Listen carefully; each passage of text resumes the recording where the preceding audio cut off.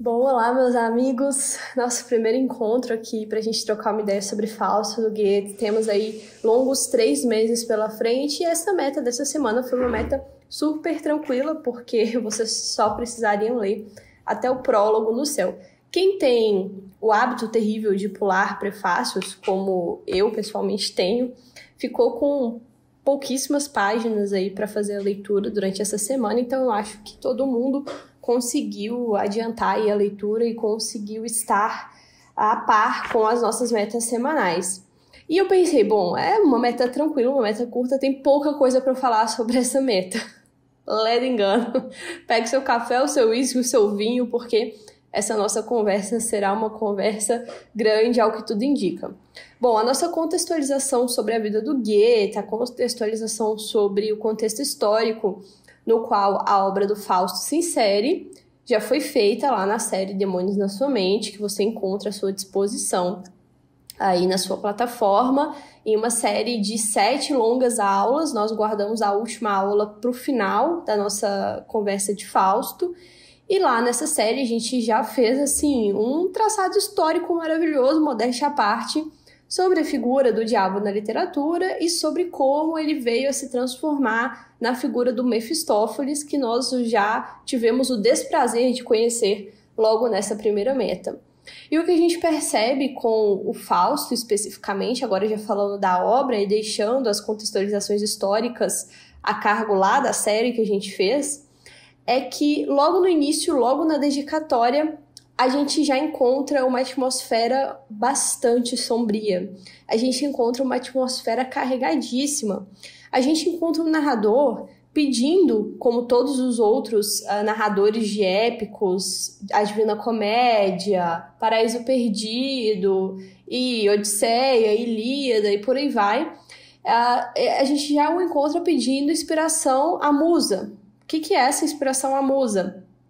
É o que todo poeta faz antes de começar uma grande obra, pedindo ali uma ajuda divina, um delírio divino intermediado por essas musas. Essas musas estariam sendo barradas, na opinião do narrador, por uma sorte de visões turvas, estranhas, né? Meio aquela ideia de áurea negra ali pairando sobre a cabeça do poeta, que não deixa as musas vir e dar essa inspiração divina ao poeta. Essas musas, na verdade, eram 9, elas têm os seus respectivos nomes, e elas eram filhas de Zeus, com uma titânide, não era uma deusa, era uma titânide chamada Mnemosine, eu acho que essa é a pronúncia da palavra certa, que em uma tradução ficaria algo como memória. Então faz sentido, né? As filhas de Zeus com a titânide de memória serem as musas que são inspiradoras da poesia, da arte e todos esses delírios divinos que envolvem a produção de belas obras de arte. Essa titânide especificamente era filha de Urano e de Gaia, e os poetas sempre recorriam às suas inspirações para receber o que Platão e Sócrates chamarão de o delírio divino, que é extremamente necessário para que você produza uma bela obra de arte. Então, não adianta você ter a técnica necessária, não adianta você saber do que são compostos os versos, como seria a forma que você vai compor essa epopeia, você estudar lá a técnica até a exaustão, nada te adiantaria se você não tivesse essa espécie de delírio divino. E aí, na impossibilidade de recorrer às musas, ele acaba recorrendo às suas próprias visões sombrias. Essas visões, elas parecem ser representações de tempos passados do poeta que foram mais felizes. Eu não sei, eu fiquei com essa impressão, não sei vocês. Então, amores e amizades que passaram pela vida do poeta, mas que naquele momento ali já não existem mais. E não é uma saudade bacana que ele tem desses amores e dessas amizades que ele viveu. A gente percebe que é uma saudade que causa dor física no cara. Então não é aquela nostalgia feliz de uma vida bem vivida, certo? É uma nostalgia, assim, de as coisas poderiam, quem sabe, ter sido diferentes. Eu não vivi a minha vida da forma que eu gostaria de ter vivido. Até por isso que ele compara aqui, logo na dedicatória, a vida a um labirinto. Esse labirinto, esses caminhos tortuosos aí que a vida segue, é desenvolvido no próximo capítulo, que é o prólogo no teatro. E já no prólogo no teatro, a gente tem 3 figuras típicas do final do século XVIII que apresentarão as possíveis formas que esse poema pode vir a chegar ao conhecimento do público. A primeira figura é o proprietário do teatro, ele representa ali uma classe burguesa, financista, que está em busca de agradar uma categoria que acaba de chegar no cenário europeu, que é a categoria das massas. E essas massas, elas estão constantemente entediadas, elas precisam ser entretidas, não importa como. Então ele está à procura de um entretenimento barato, ele está à procura de um espetáculo pelo simples fim do espetáculo, para o espetáculo render dinheiro ali e conseguir sustentar o teatro do cara. Tem um livro muito interessante do Orlando Figes sobre a popularização da arte na Europa, só tem em inglês, chama The Europeans, você consegue encontrar no Kindle facilmente. E nesse livro, o Orlando Figes começa a nos contar a velocidade da popularização da arte na Europa, que foi proporcionada pela Revolução Industrial e pela conexão daquelas várias regiões da Europa que ainda não eram os Estados modernos da forma que nós pensamos ser os Estados modernos, através das linhas ferroviárias. Então, companhias de teatro russas poderiam se apresentar na França em uma velocidade inimaginável até então.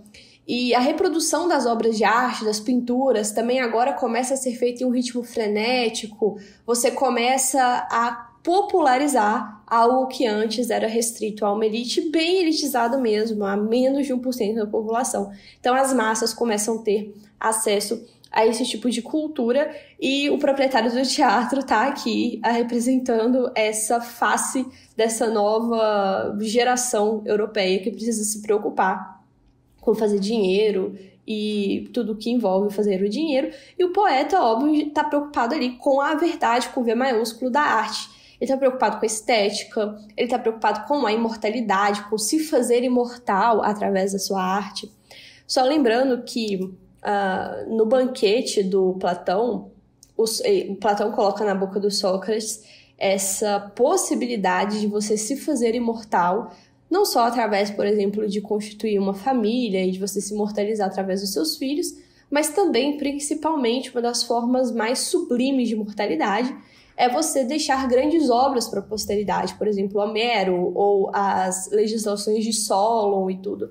Então, ali seria a forma mais fina, a forma mais sofisticada de se transformar em algo imortal, e é isso que o poeta está preocupado, coitado. E no intermédio ali dos dois, alguém que está preocupado com o transcendente e o proprietário do teatro que está preocupado com o imanente, a gente tem o bufo, o palhaço da corte, que faz essa espécie de mediador entre um e o outro, e a gente percebe que ele é, de certa forma, um cínico. A maior parte dos palhaços são cínicos, mostram a realidade de uma forma meio cínica. Não existe outra palavra senão a palavra cínico mesmo. E ele está tentando ali contrapor os ideais transcendentes do poeta com os ideais mundanos ali do proprietário do teatro. E a gente finaliza ali o prólogo no teatro com um trecho belíssimo, que é: toda a órbita da criação e, em comedido curso alterno, transponde a terra, o céu e o inferno. Então, a gente vai perceber que, dentro dessa obra aqui, nós veremos transpostos a terra, o céu e o inferno. E não poderíamos começar por outro lugar, senão pelo céu. Então a gente tem uma inversão aqui da obra do Dante, por exemplo, a Divina Comédia, que começa pelo inferno e termina no céu. Aqui nós vamos começar no céu e provavelmente terminaremos no inferno, e já sabemos disso porque o teor sombrio da dedicatória já nos conta que será esse o denominador comum aqui de todas as partes do poema. E o céu é apresentado através de uma harmonia dos cosmos que é composta de opostos absolutos. Quando a gente chega no céu, nós encontramos um cenário claro, infinito e um cenário solar. Guarde essa palavra aqui, solar, que lá pra frente a gente acha um tempinho para descrever aqui um pouquinho sobre o simbolismo desses elementos solares. E o mais importante de tudo, além disso ser claro, infinito e harmônico, é harmônico no caso, falei a palavra antes, mas a palavra-chave aqui é a harmonia.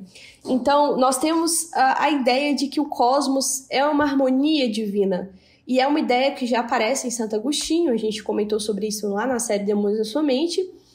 E mais modernamente, aí eu quero fazer uma sugestão de leitura aqui para vocês, que é uma sugestão de leitura interessantíssima. Essa harmonia celeste vai aparecer na criação do mundo feita pelo Tolkien, lá na obra dele principal, que é Silmarillion. Na primeira parte do Silmarillion, que é a única parte que você precisa ler, uma parte curtinha que se chama Anuideil, onde o Tolkien faz uma espécie de Gênesis versão Tolkien, e lá essa harmonia se traduz em uma música. Então o mundo é criado através de uma música que surge do pensamento divino. Se você não quiser ler o Anuideil, se você não tiver tempo para ler, veja pelo menos a tradução do Anuideil feita em forma de obras de arte. Eu vou deixar o link aqui embaixo, se eu não deixar, me cobrem, como vocês sabem, às vezes eu tenho dislexia, eu falo que eu vou deixar o link, eu nunca deixo o link, mas me cobrem que eu deixo aqui o link. Então, dentro dessa harmonia muito bonita, a criação do mundo através da música feita pelo Tolkien é um negócio maravilhoso mesmo, assim. Aí a gente chega perto, eu acho, do que o Santo Agostinho quis dizer com o cosmos ser uma harmonia pensada em cada detalhe pela mente divina. Mas mesmo dentro dessa harmonia, a gente já encontra aquela ideia de coincidência de opostos, que tem também uma origem mística, uma origem que é pré-cristã, e que Goethe vai explorar ao longo de toda essa primeira parte do prólogo no céu. Então, sempre que os anjos falarem, percebam essa oposição entre luz e sombra. Então ele diz, olha, radiante luz do céu se alterna com mantos de negror profundo. Então tem uma luz sendo contraposta ao negror. E rugem furacões e vento, da terra ao mar, do mar à terra. Mar e terra sendo contrapostos aqui. E essa harmonia que consubstancia essa coincidência de opostos. Então a coincidência de opostos ela não é um motivo para se romper essa harmonia. Então você entenda aqui que o Goethe está querendo traduzir para a gente, na forma dessa belíssima literatura, aquela ideia que a gente discutiu filosoficamente falando, que tudo, o bem e o mal, está submetido à figura divina, ou seja, está dentro dessa grande harmonia celeste pensada por Deus.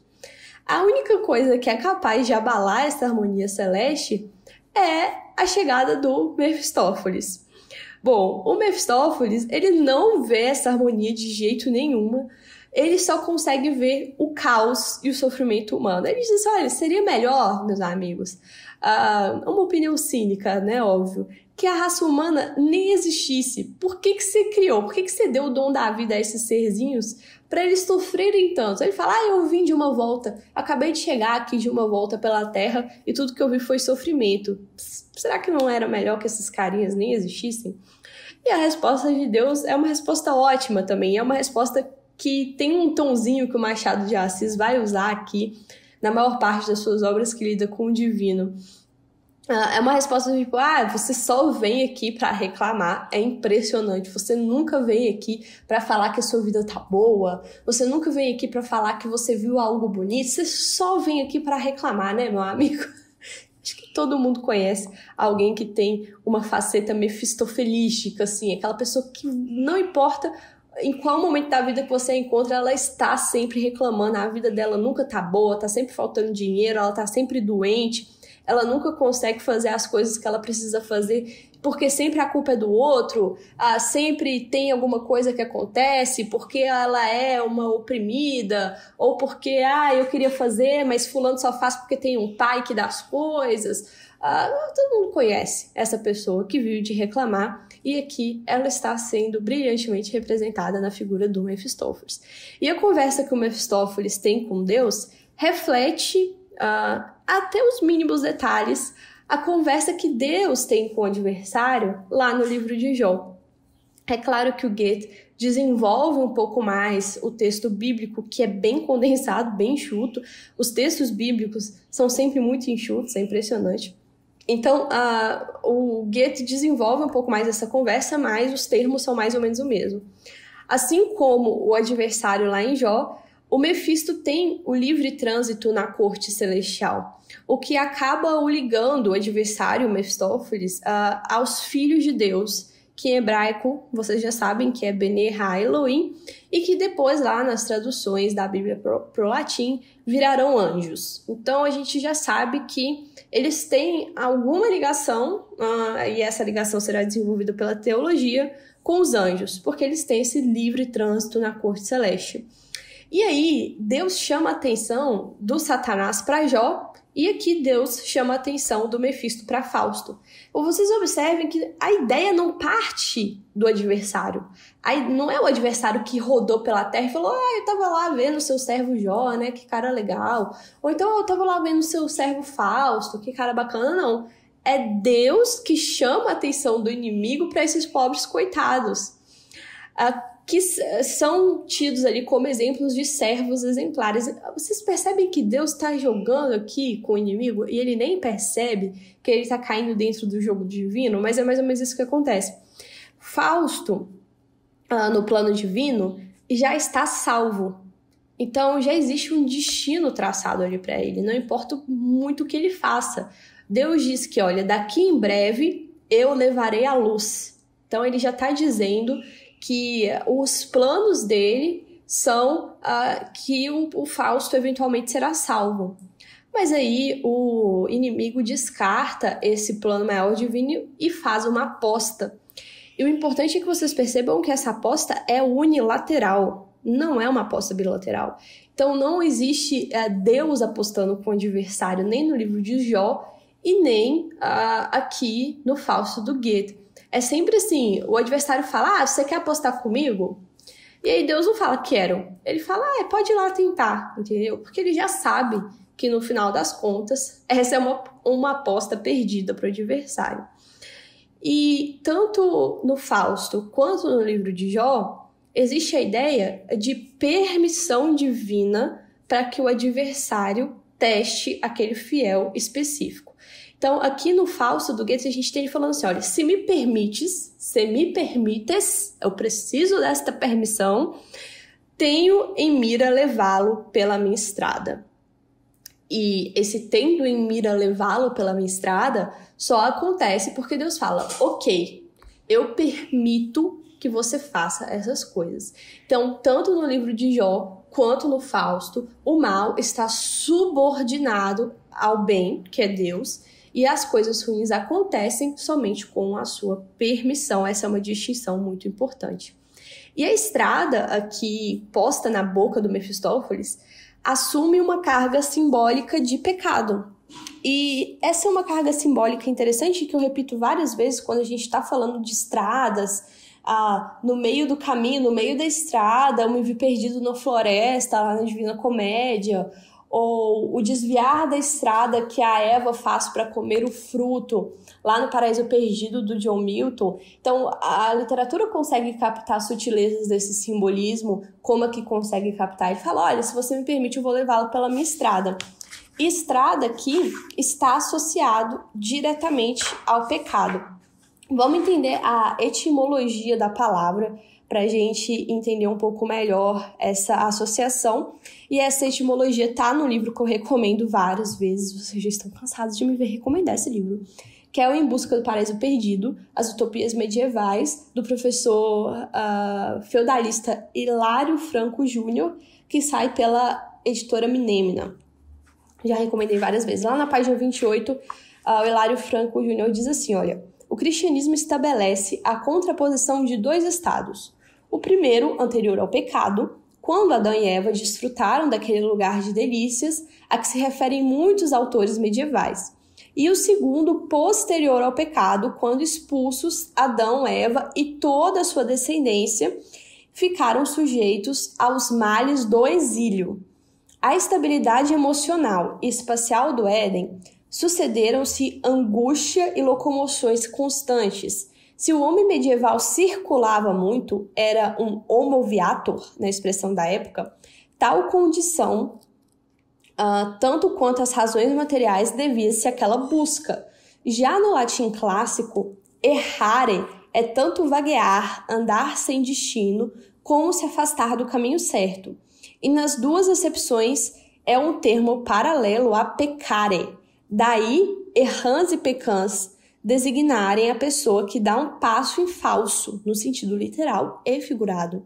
Erratus, que exprimia a ação de se desviar do caminho, passou no latim medieval a indicar também o desvio moral, o pecado no sentido cristão. Logo, o homem erra, vagueia pelo mundo, porque tinha errado, se enganado lá no Éden.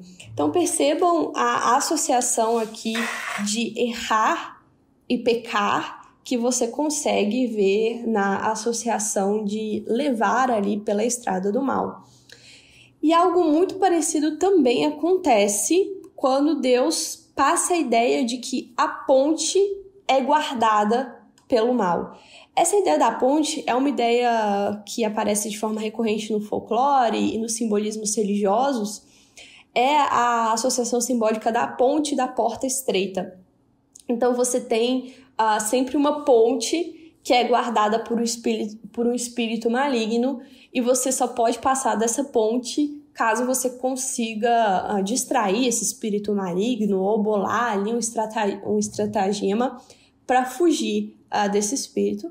Aí isso aparece, né, em Harry Potter, como vocês, belos leitores de Harry Potter, devem saber, ali naquela simbologia da varinha mágica e da capa da invisibilidade, ela surge de uma história parecida, que é uma história que existe um folclore popular por trás dela que não é só inglês, é europeu de forma geral. Bom, uma parte interessante também da gente discutir, e só para finalizar, né, porque senão a gente vai ficar conversando aqui mais 1 hora sobre 15 páginas de Fausto, é a nota 9. A nota 9 do Prólogo no Céu. Peraí que eu tô pegando ela aqui. Achei. Bom, nessa nota 9, a gente tem o seguinte, olha. Mesmo cometendo os erros ditados por seu ímpeto obscuro, intuitivamente o homem bom se encontraria a par do caminho correto. Alguns comentadores vislumbram aqui a refutação goetiana da doutrina de Santo Agostinho sobre o pecado original, do qual o homem só poderia salvar-se pela graça divina, e não mediante os próprios esforços, e sua afinidade com a doutrina do monge Pelágios do século V, que afirmava existir na natureza humana, apesar do pecado original, uma semente que pode vicejar e desdobrar-se numa bela árvore de ventura espiritual. Então, concordem ou não com essa interpretação de que o Goethe estaria tentando refutar a doutrina de Santo Agostinho sobre a impossibilidade do homem se salvar por si próprio, essa nota é uma nota interessante, até porque a figura do Pelágios aqui, nós vamos discutir ela aqui eventualmente, porque ela é uma figura interessante. Ela é uma figura que fundamenta a maior parte dos movimentos comunitaristas medievais. Vocês já estão vendo onde a gente vai chegar, né? Então é isso. Eram esses os pontos que eu queria destacar com vocês. Eu queria que vocês lessem com muita tranquilidade a última manifestação do Altíssimo e a última manifestação do Mefistófeles. Eu já estou dando mais do que uma dica aqui para que vocês façam as associações possíveis entre essa dica e o livro Otelo, do Shakespeare, e a figura do Iago. A partir daqui já não vale mais aquele desafio que eu fiz, porque ninguém conseguiu me contar onde que a figura do Mefistófeles se aproxima à figura do Iago. Essa dica aqui já está muito clara, já está muito fácil, já ficou fácil aqui de se descobrir. É isso, eu espero que vocês tenham gostado e até a semana que vem.